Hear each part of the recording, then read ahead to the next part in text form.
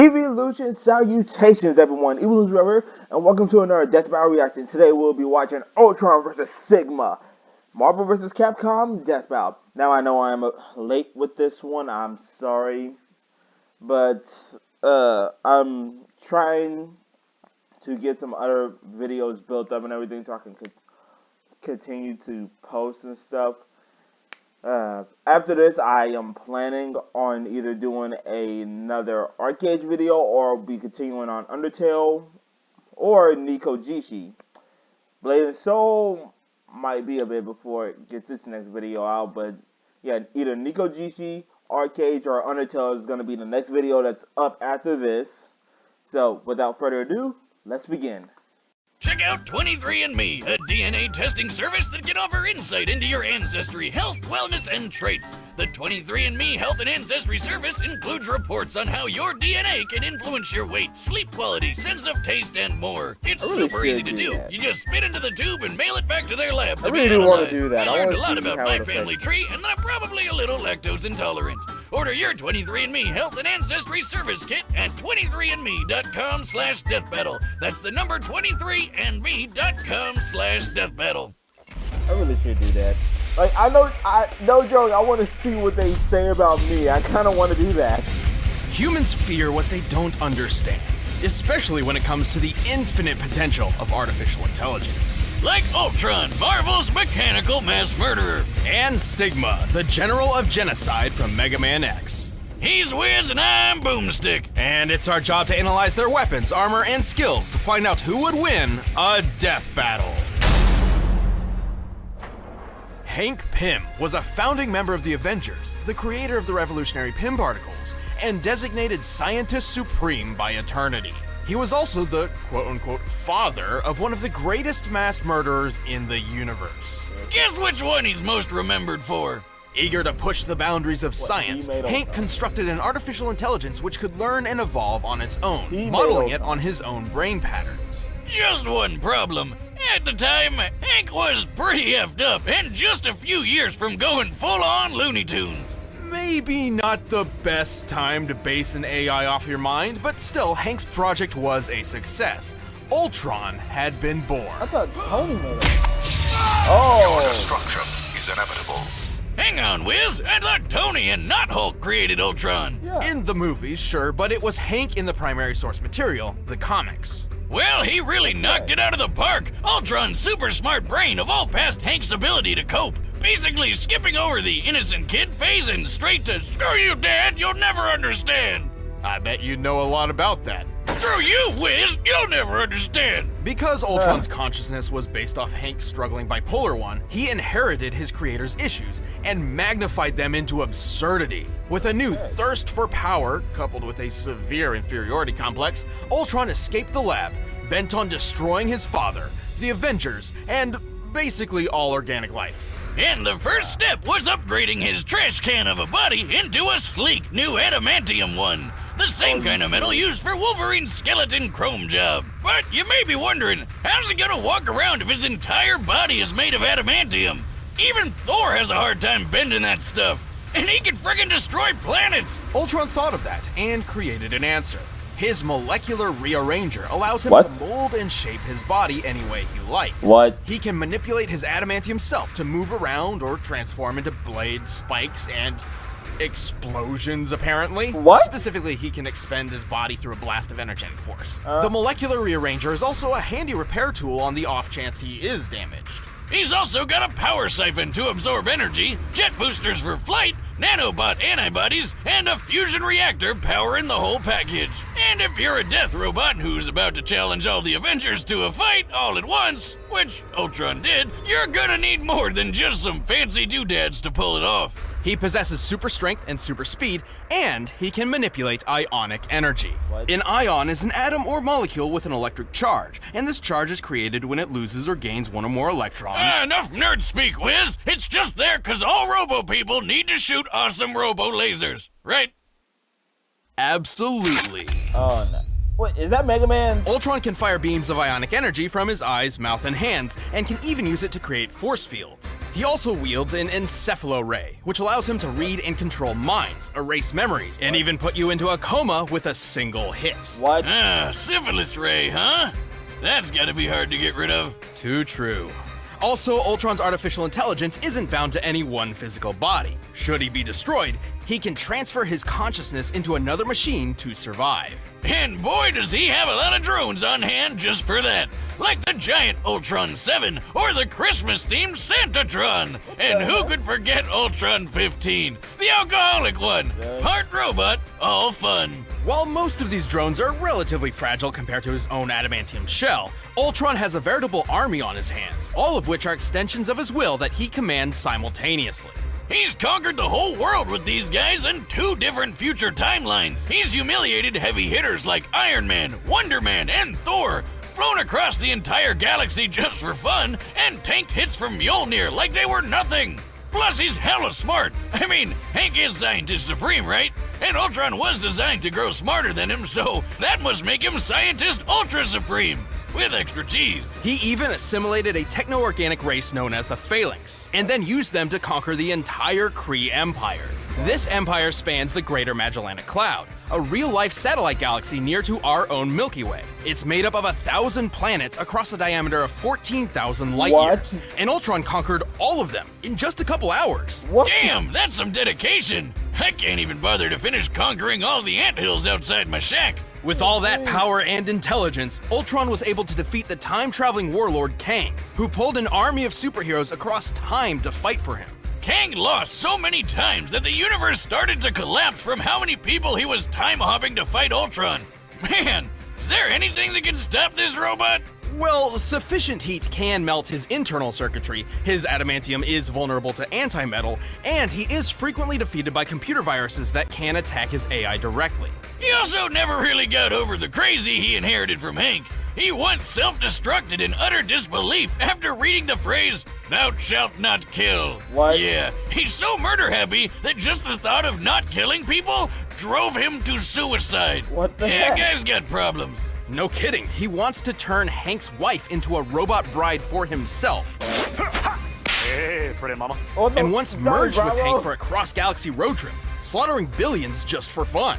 Whoa, wait, what was that bit about sex-botting his mom? There aren't enough Pym particles in the world to shrink Ultron's issues, but to be honest, that's probably what makes him so incredibly deadly. But, like the man said, what doesn't kill me just makes me stronger. What? Wait, he killed himself. In the year 21, humanity experienced a golden age of technology, all thanks to the discovery and replication of a certain blue android that could think and feel like a human.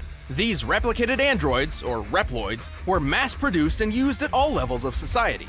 Wow, that sounds amazing! Like it could have no possible negative repercussions at all. Unfortunately, There it is. instances of crime involving Reploids began to increase. Something seemed to be infecting them, turning these Reploids into violent mavericks who needed to be stopped. So, Dr. Kane, the guy that started this Reploid shindig in the first place, created a robot so badass that it could hunt mavericks without getting infected himself. This Reploid was named Sigma. Commander Sigma led the newly formed Maverick Hunters like an elite police force. Under his leadership skills, the number of overall casualties dropped to a whopping 0. Things were going great.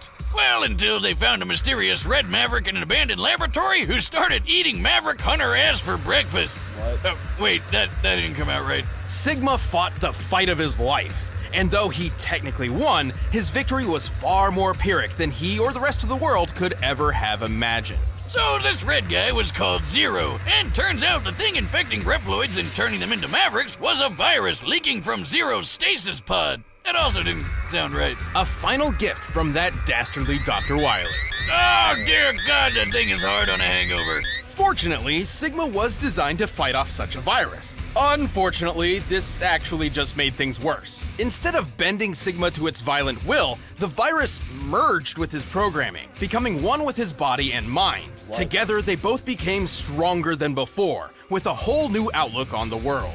Sigma began to look at humankind as detrimental to Reploid evolution, holding back their full potential. What? Yeah, the big, strong metal people hate the dumb flesh bags, blah, blah. I hear it from you every time at the bar, Wiz.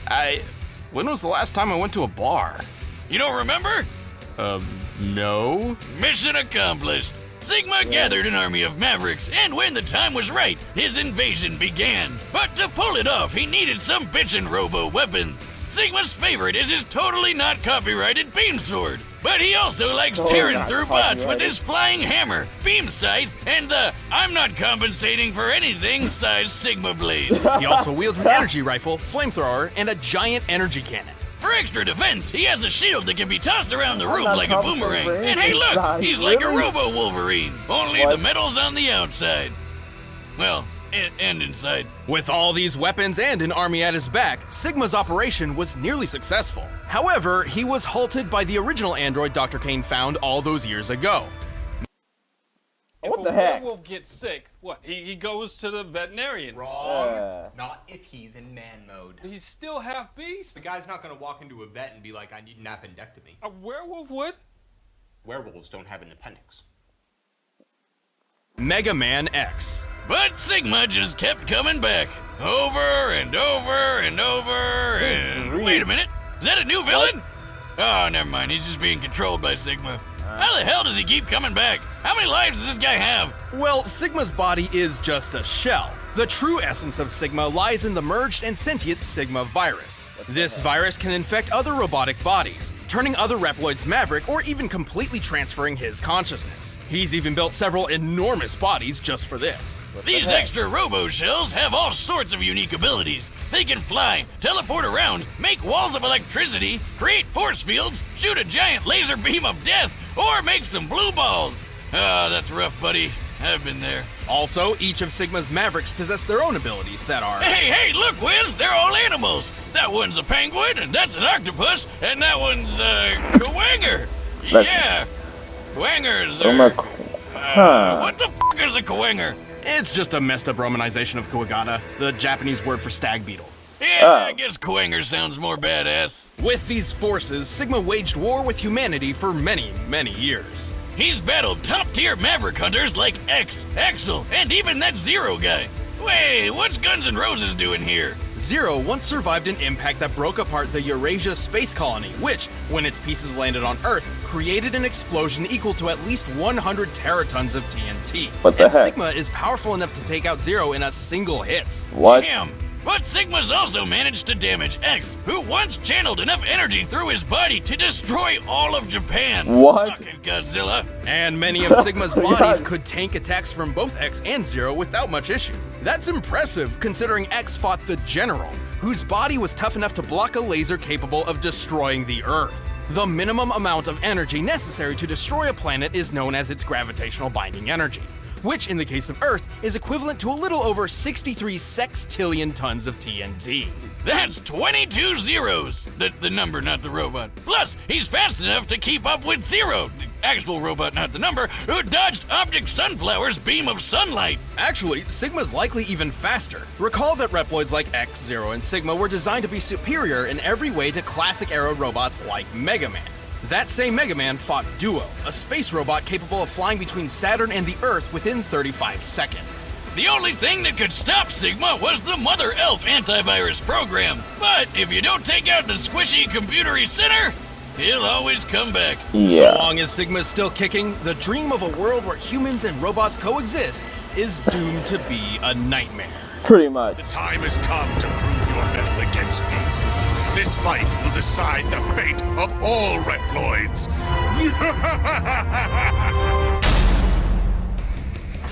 All right, the combatants are set. Let's end this debate once and for all. But first, let us help you program your next meal. Okay, so both of them can infect other machines, and both of them have created an army of things. Okay, but let me think. Adamantium, and then so adamantium, it's super strong and everything, but it has been proven to be dented and everything by Thor. And comparing Thor to some of the stuff from there, I don't know. Well, Thor can break planets, and so can that. And that guy was able to. tough out hits from a planet, and he got destroyed. And Sigma's supposed to be stronger than him. Thor has destroyed planets before, and it's like he's fought adamantium, and he could barely put it in. Okay, let me think. Who would win this? I honestly don't know. They both can take hits from stuff. They can destroy planets and stuff. So who will win? Well, if you don't destroy Sigma's core, I think Sigma might win this. I'm gonna go with Sigma.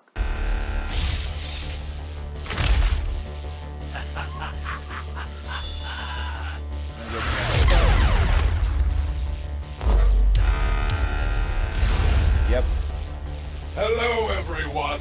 I'll accept your unconditional surrender now. At the risk of sounding cliché, you and what army?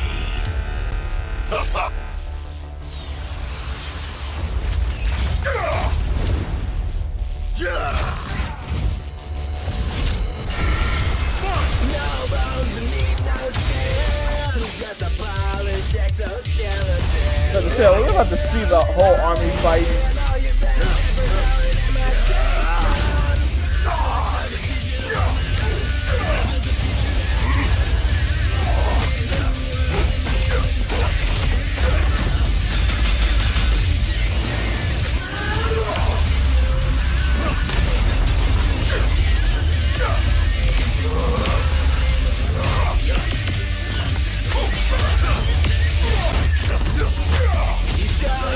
Figure out the teleporting thing. Actually, yeah, I should have voted for Ultron. Ultron is supposed to evolve. He's gonna figure it out everything.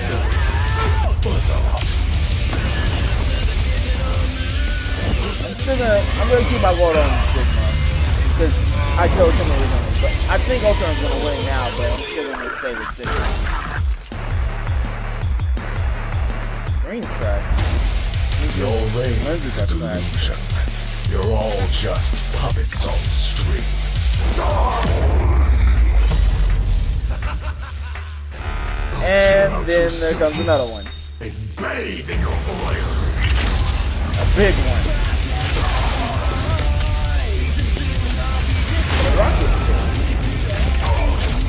So those are the only things that ever connect? What the heck is this? Prepare to be extinguished. What gall. Lucky for me, I'm my own best backup. And then more Ultron. A big Ultron. Nigga, this walk is slow as crap. What are you, a Megazord?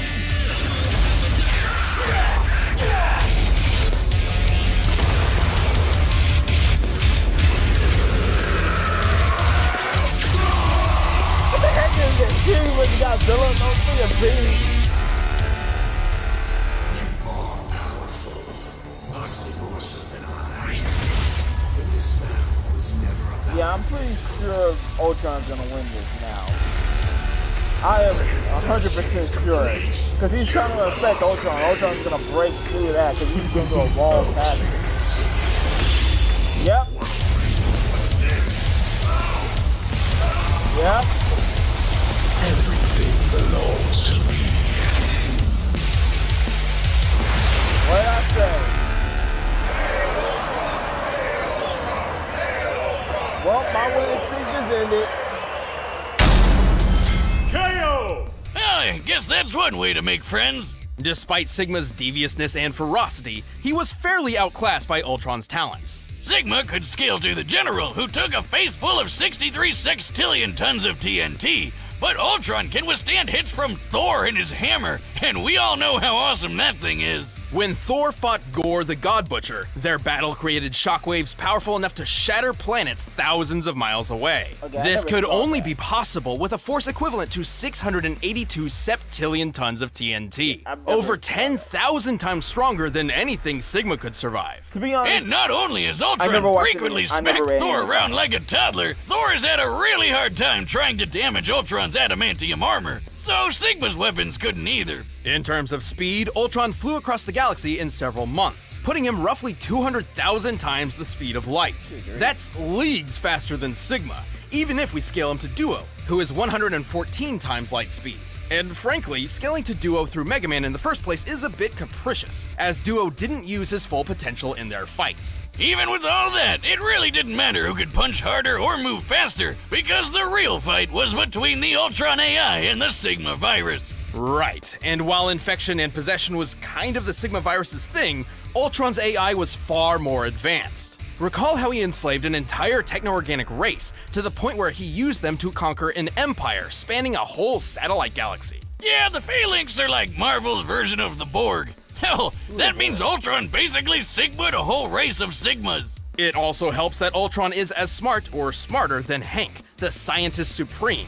Hank's even admitted as much, and he's smart enough to construct an infinitely sized mansion in a higher dimension of existence. What? Sigma was certainly a ruthless schemer, but nowhere near that level. The only time Ultron was ever defeated by a virus was one specifically designed to bypass his defenses and leave him vulnerable to attack from the future and a bunch of other complicated stuff. Sigma was a tenacious one, but Ultron was the stronger android, the tougher villain, and the deadlier virus. It wasn't long before Ultron Sigma-lated him. The winner is Yeah, Ultron. in the middle of that fight, I realized Ultron was gonna win, man.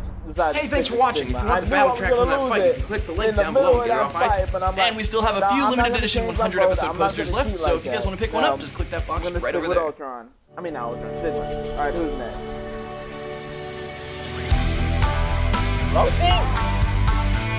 Jiraiya! Oh, no! You can't do that to me. You cannot do that. You can't do that. I know both of them. I know Jiraiya a bit more than Roshi, but I know both. You can't do, that's messed up.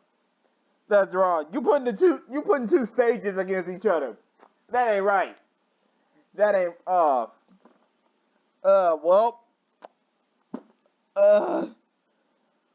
to wait for that. Yep.